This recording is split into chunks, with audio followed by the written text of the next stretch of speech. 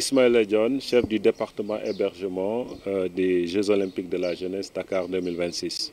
Effectivement, dans le cadre des préparatifs des Jeux Olympiques de la jeunesse de Dakar 2026, nous avons tenu une réunion d'information sur le volet hébergement avec les responsables d'hôtels de Saly. Et cette réunion d'aujourd'hui fait suite à la réunion que nous avons tenue avec les responsables des hôtels de Dakar et de Diamniadio le vendredi passé.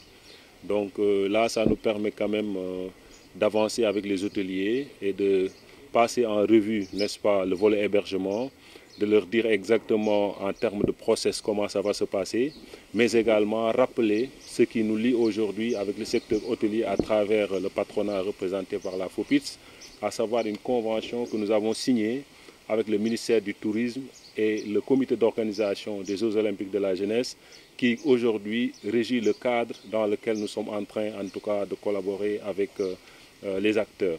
Et la réunion d'aujourd'hui quand même nous permettait d'être en contact direct avec les responsables d'hôtels, de leur donner un peu toutes les informations clés relatives, n'est-ce pas, à l'organisation des Jeux, leur donner un peu des informations sur les concepts clés, n'est-ce pas, des JO, mais également leur montrer un peu les sites de compétition, leur donner un peu toutes les informations utiles par rapport aux Jeux, mais également d'en venir, n'est-ce pas, au volet hébergement de manière spécifique, de manière détaillée, échanger avec eux, recueillir leurs besoins.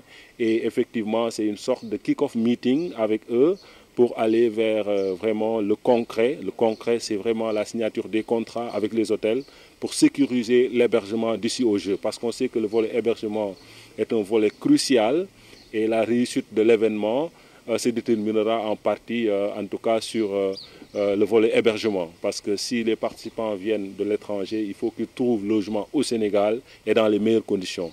Et aujourd'hui, je peux dire que nous sommes rassurés par, en tout cas, l'écho favorable que nous avons eu des hôteliers, à savoir les hôtels 3, 4 et 5 étoiles. Et que ce soit à Dakar ou à Saly, nous avons eu quand même vraiment un écho très, très favorable.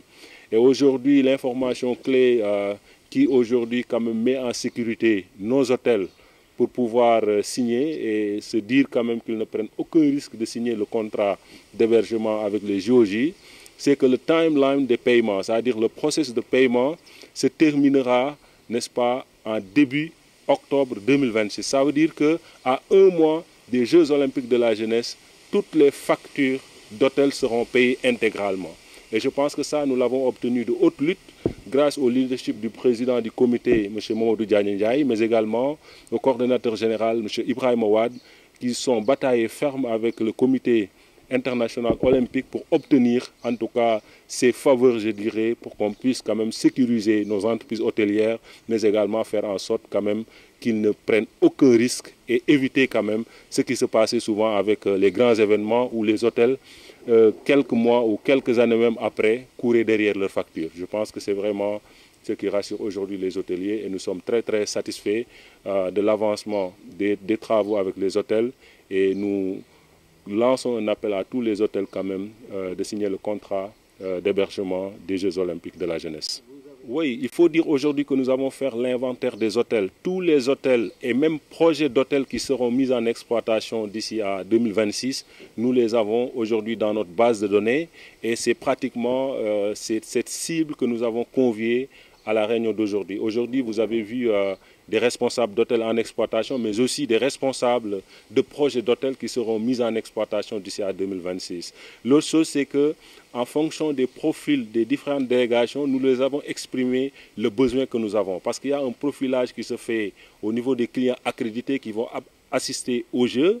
Par exemple, aujourd'hui, nous attendons à avoir des clients VVIP, des VVIP, des VIP également. Et pour dire qu'aujourd'hui, quand même, nous aurons différents profils clients qui font que chaque catégorie d'hôtel aura en tout cas sa clientèle. Et aujourd'hui, nous avons bien avancé avec les hôtels et je pense qu'ils ont compris pas mal de choses qui jusque-là restaient peut-être un peu floues pour eux. Et je pense que là, quand même, on est très rassurés de la collaboration avec les hôtels.